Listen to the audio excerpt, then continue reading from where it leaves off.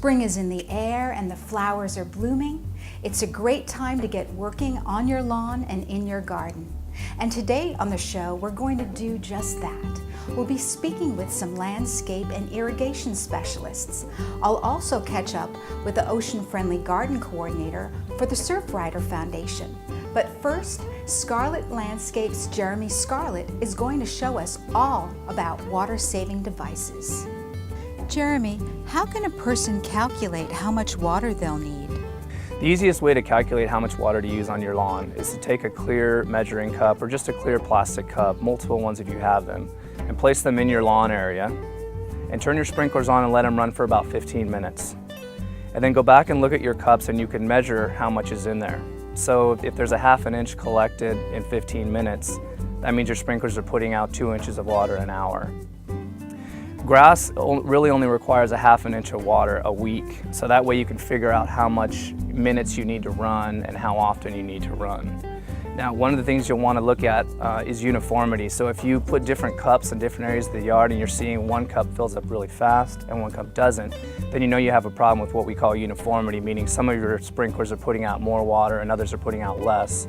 So one of the things to do is to try to change your nozzles to make sure that your uniformity is as close together as possible.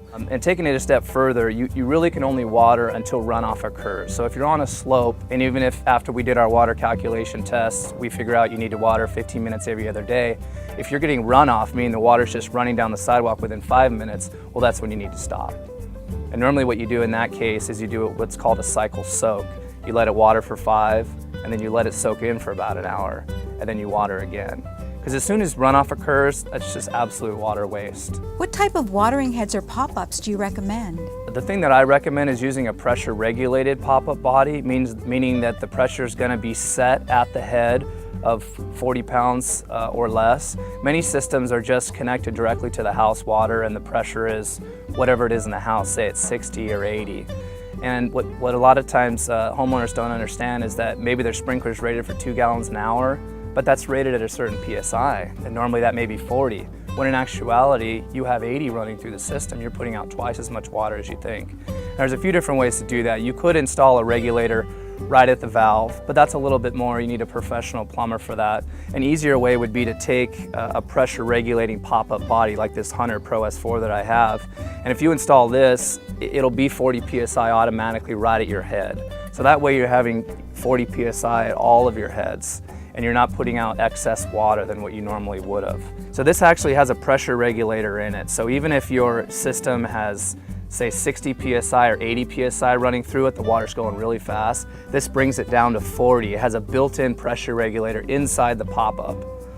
So if you put one of those on each of the spots, you're guaranteed to only have 40 PSI coming out of your sprinkler nozzles, which is really what you want, because any more than 40 PSI, you're just losing water to overspray and misting and things like that, so it's really just a waste. Now, as far as the nozzles are concerned, the sprinkler bodies don't come with nozzles installed.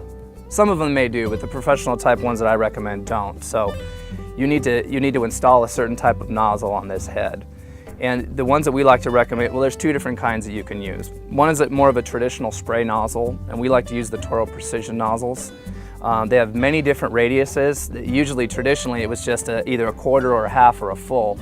Well, now there's about 8 different radius patterns you could do. So you can go all the way from 60 degrees, and it really goes up in 30-degree increments. So you can go 60, 90, 150, 210. So you can really, and because as you see, a lot of lawns aren't rectangles. So a lot of times you get overspray, and it's because, you know, the old nozzle patterns just weren't good. There wasn't, you had to give up something. You either couldn't water your lawn all the way, or you had to water some concrete. Well, now with the better arc patterns that they have, it makes it a lot easier to do that. Another type of nozzle I would recommend for larger areas, if you need to say 15 feet or more worth of radius on your sprinkler nozzles, or you have very curving lawn patterns, is Hunter's MP rotator head. This head is actually fully adjustable from 90 all the way up to 360. So any type of arc that you want on the spot, you can just twist the top and it'll automatically open and close it for whatever radius that you want. So combining this nozzle with the pressure regulated body is a very, very efficient way of putting water in your lawn. What exactly would it entail to replace a landscape system? The easiest way is to actually just change out the sprinkler nozzle.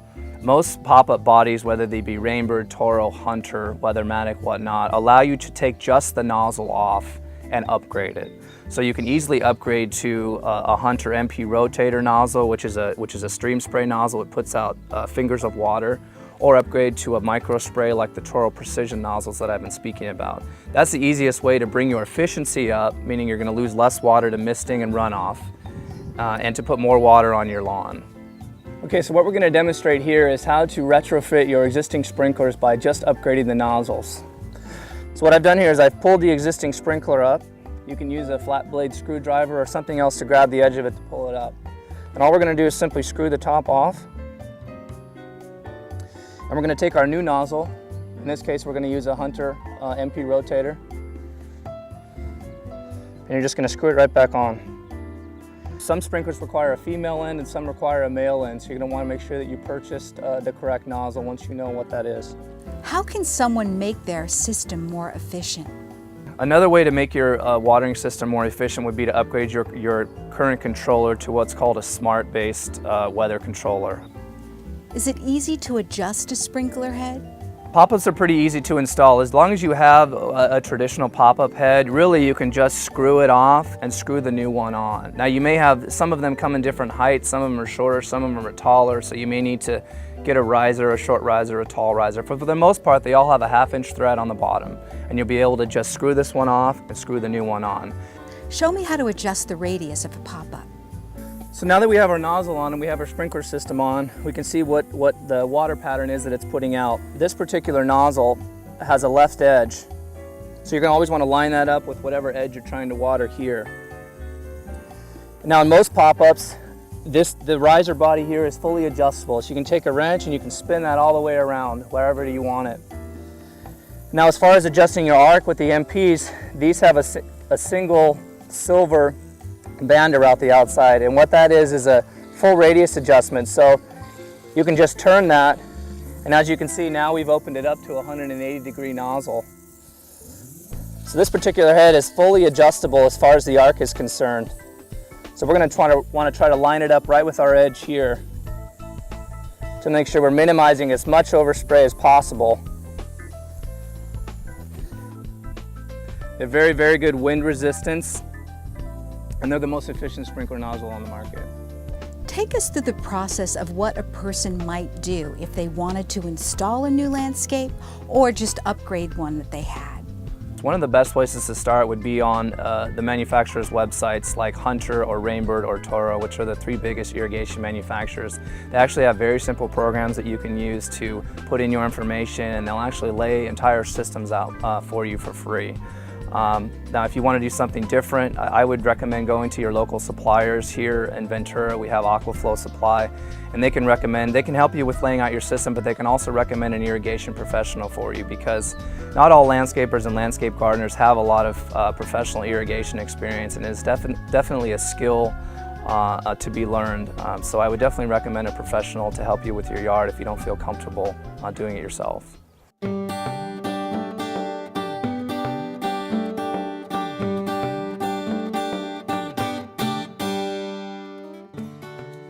Inspect your landscape system.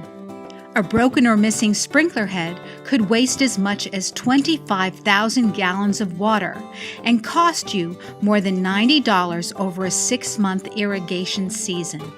Irrigation timers, yikes. If you're like me, they speak a foreign language. So we're going to catch up with Dave Williams at Aquaflow, and he's going to show us how to program them. Dave, why are timers so important to a landscape? Irrigation timers are important to a landscaper or a gardener because they help out in a very large part of the job. They don't have to be there to manually water, so if they happen to need to do something else, they don't overwater a site, or they don't underwater a site accordingly. Are they easy to install? Yeah, they're very easy to install. In fact, some of them even come with mounting templates as part of the package when you open the box. They come with the mounting screws, so as long as you have a power drill or a spot where you want to put them, they're ready to go. The controllers are very easy to install. They come with 3 power cords that come out of the bottom, a green, a black, and a white, and they install with what's called a 6-foot or an 8-foot long pigtail that plugs into the wall. Do you recommend having a professional install irrigation timers?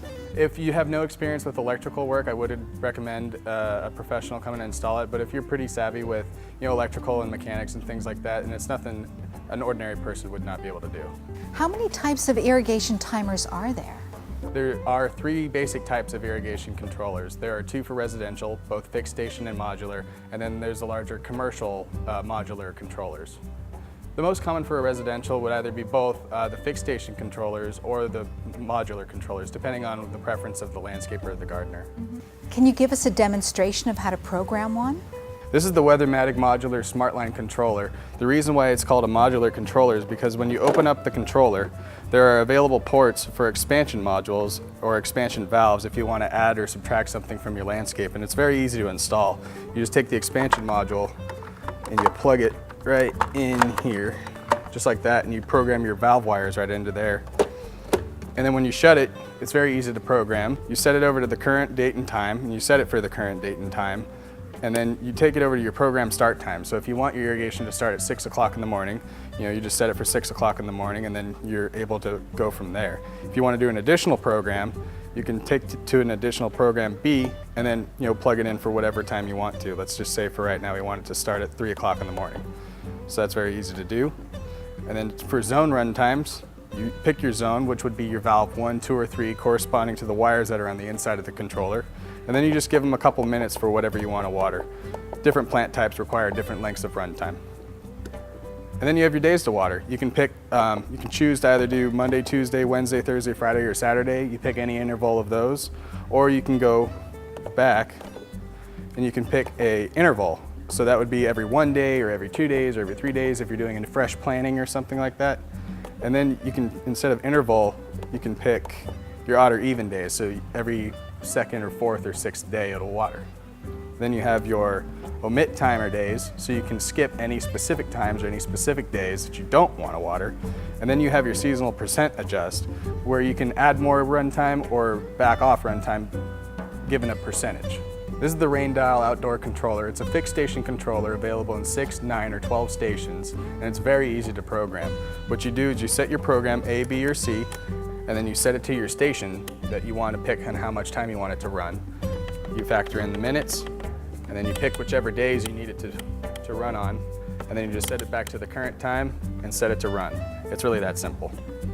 If you have any extra questions or need additional help programming your irrigation controllers, please visit www.aquaflow.com, where we have a training section and instructional tutorial videos on how to program a wide variety of irrigation controllers.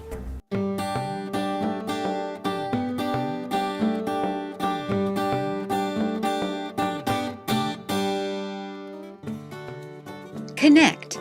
If a pool in a landscape has large wet areas around it, there could be a leak. A small leak the size of a ballpoint pen can waste about 6,300 gallons of water per month. Would you like to save water on your water bill as well as in your landscape? Well, there's a way you can. Now I'm going to be talking with Paul Herzog, the Ocean Friendly Garden Coordinator for the Surfrider Foundation, and he's going to tell us how.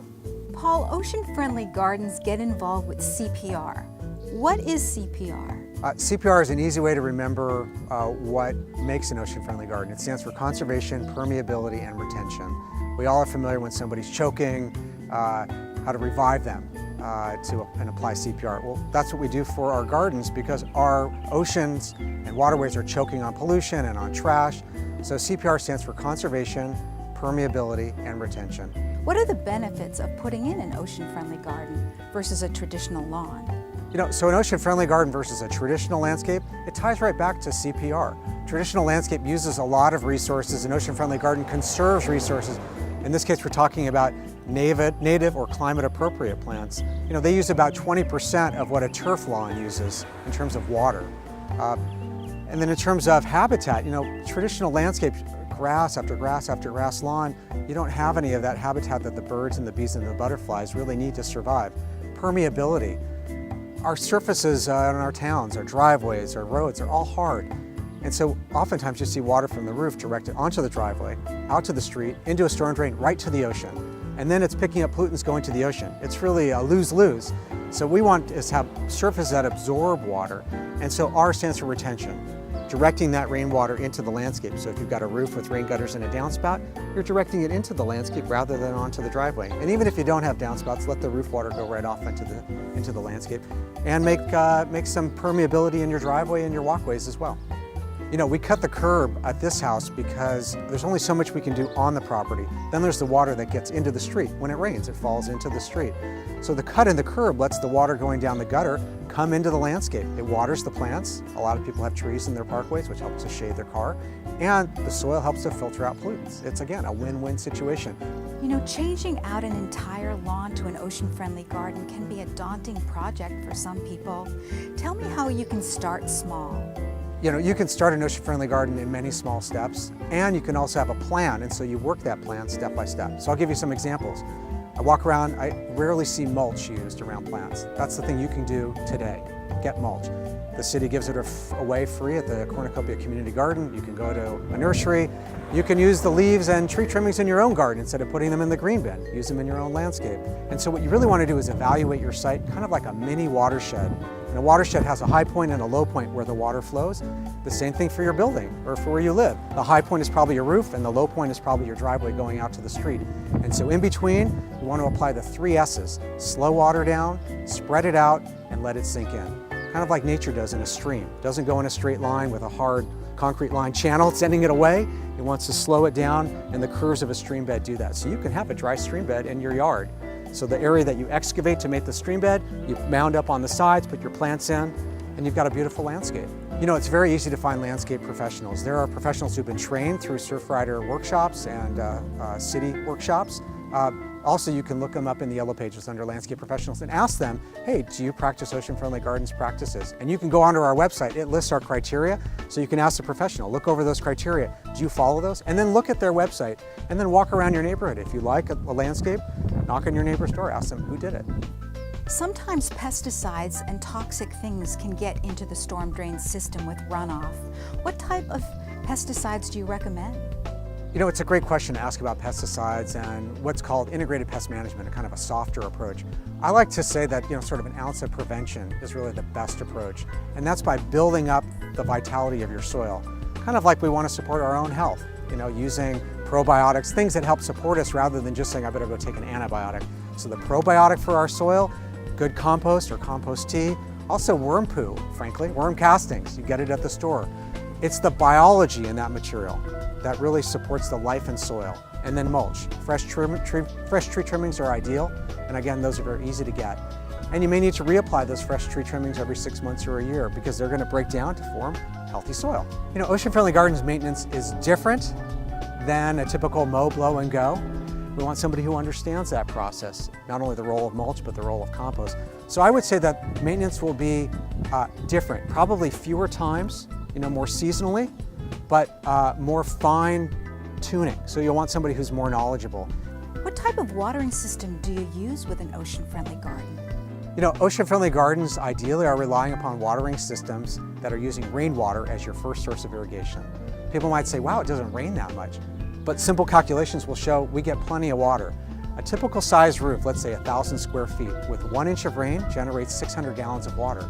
So imagine we get 10 inches of rain a year, 6,000 gallons of water. That's plenty water for a plant from this area, the sages and other plants like that. So if you don't get that kind of water on a regular basis or on an annual basis, then you might need to supplement that. Hand watering is a great idea. Get you out into the garden, stick your finger in the ground to see if the soil needs the water. We also recommend drip irrigation. A drip hose looks like a regular hose, but you can pop little emitters or sprinklers into it where you have a plant. That's called on-line irrigation. There's also in-line. That means emitters are built into the line, but they're spaced every so often, like every 8 or 10 or 12 inches. You may be watering where you don't need to. That's more appropriate like for a vegetable garden. There really are some great statistics on why you want to have an ocean-friendly garden rather than a traditional landscape. Water use. Average ocean-friendly garden landscape will use 20 or 10% of a typical lawn. Number 2 is water quality. You know, a typical landscape is sending water off the site into the street and onto the storm drain. Ocean-friendly gardens want to use rainwater as a resource. One of the statistics about water use is really powerful. About 40 to 70% of water use at a typical home is outside. 40 to 70%. That's where the big savings is going to come. So imagine having an ocean-friendly garden that uses about 1/5 of the water of a typical lawn. You're talking about saving 40 or 50% potentially on your total water bill. And with water rates going up, that's a lot of money that you're going to save over time. Plus, it's the right thing to do.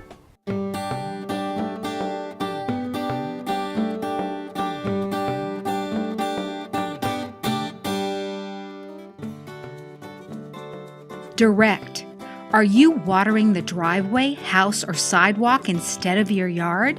Redirect sprinklers to apply water only to the landscape. Fresh fruits and vegetables are so delicious and healthy for you. Wouldn't it be great to just open your door and go out into your garden and get wonderful fresh produce? Well, city educator Paul Baxvik is going to show us how to create a rich mulch that will give us only the best nutrients in our personal produce and in our lawn and garden.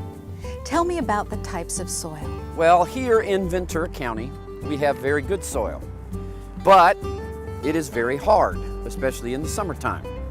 So you need a way to loosen that soil up, which composting, I know we've talked about that before, is a very good way to loosen that soil.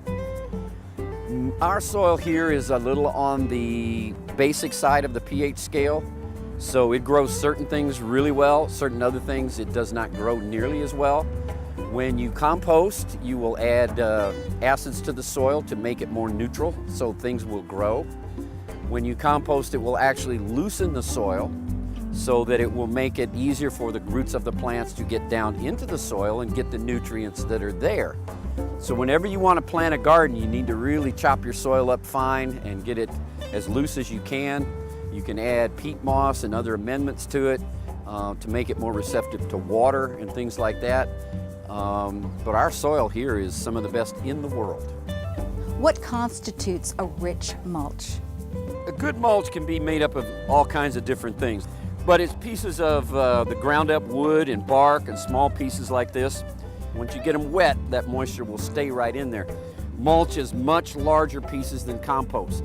A couple of things you want to look for in a mulch. You do not want a lot of gum or eucalyptus in it. Eucalyptus has a growth inhibitor in it, and if you use this mulch with a lot of eucalyptus in it and you put it under plants or around grass, it will kill everything. Any kind of bark, wood chips made from pine or poplar or hemlock or any of those other woods around here, even oak, will work great as a mulch. Now I know at some nurseries you can buy redwood bark that is a mulch. Redwood does have a little tannic acid in it, but for some reason redwood doesn't seem to have the same effects that the eucalyptus does. You can start mulch anytime. Now when composting, you're kind of stuck waiting for the two main ingredients, the grass clippings and the brown leaves. There are substitutes you can use, but composting, you should usually probably start at, I think the best months are October and November, because you've got both leaves coming off the trees and you've got green grass still. So if you mix it then together, let it cook over the winter months, by April or so, you've got compost ready. But mulch, it doesn't really take any, you're not growing it, you're not making a compost out of it, you're just putting it on the ground as a moisture barrier and to keep moisture in the soil. So anytime you can get mulch, you can put it on. It's going to keep moisture in the ground, it's going to gradually decompose and add some good benefits to the soil, but primarily it's a moisture barrier to keep moisture in the soil. And because as hard as our soil is, most of the water will pool right on top and then 2/3 of it will evaporate before it soaks down into the soil. So when you put mulch, the larger grains of wood and bark and things on the soil, the water will go down underneath it and it will stay kind of on the surface and work its way down, but the evaporation isn't as much because it is covered with the mulch. Now that's not to say that if you put mulch on an area for a while, that the decomposition of the mulch will actually help and amend the soil. It will put good things in the soil, it will loosen it up, but it is not nearly as effective as a soil amendment as composting is. Now you can go to any nursery around here and they will sell you amendments to your soil, fertilizers and all this Miracle Grow stuff, and you know, that works, but you can do just as well on your own if you compost your soil and turn it over regularly. Mulch is the same way. You can get mulch from the nurseries that will cost you quite a bit of money per bag. But here in the city of Ventura, you can actually get mulch for free. The city tree crews, when trees come down or are being trimmed, they will grind up the leavings and bring it out to Cornucopia Garden, and they will put piles of it on the ground. And any Ventura resident is more than welcome to come out here with a truck or a car or something, pick up as much mulch as they can put in their car, and it's free to the citizens, the good citizens of Ventura. You don't want to put mulch on your lawn. Mulch is usually on bare spots. Mulch on your lawn is not, it's just going to be a bunch of wood chips on your lawn. Now when I mulch, I usually try to get at least a couple of inches down so it's a little thicker, and then it'll last a little bit longer. You may have to go out maybe once a year or so and get some more mulch and kind of spread it around in the bare spots. Wind and other things will kind of blow it away, and decomposition. But there's really, there's no recipe for mulch other than making sure that you've got, good wood and bark and things like that. You may end up with some pine needles in there, and that's fine. You don't want a lot of them, but a few are fine. They will gradually decompose just like they do normally. And the whole purpose of mulch is to keep the moisture in the ground, and maybe to add a little, take away the bare spots of dirt around your flower beds and things like that. You can mulch all around the flowers, make a little spot, clear out, put your flowers in there, and it'll all look real nice. It's pretty easy to do. There's no real secret to it. Just find the mulch, which is here, and go from there. Just beyond this pile over here, this is some compost. We have a gentleman out here that has been using the garden waste and some of our mulch material and making compost. Now, it needs a little bit more water, but that should be ready pretty soon. We have some other piles around here that are more conducive to what we're talking about. They have much more bark and things in them. There are some pine needles in them, but this stuff and bark and the long sticks, and I'd throw those out, but all the little pieces are great. When you look at mulch and compost, you can really tell a big difference. The mulch is big chunks. The compost just looks like good dirt. So come out here, let them know what you're doing, that you are a citizen of Ventura, and you can help yourself to as much of the mulch as you can. And this is the time when people are working on their lawns and flower beds and things. You want it to look nice for the summer. So anything you can do to conserve and make sure that the water stays in the ground around your house is going to save you money and make your lawn look better.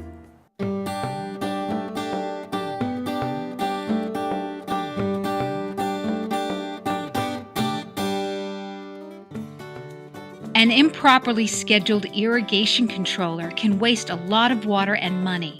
Update your system's schedule with the seasons, or select a WaterSense labeled controller to take the guesswork out of scheduling.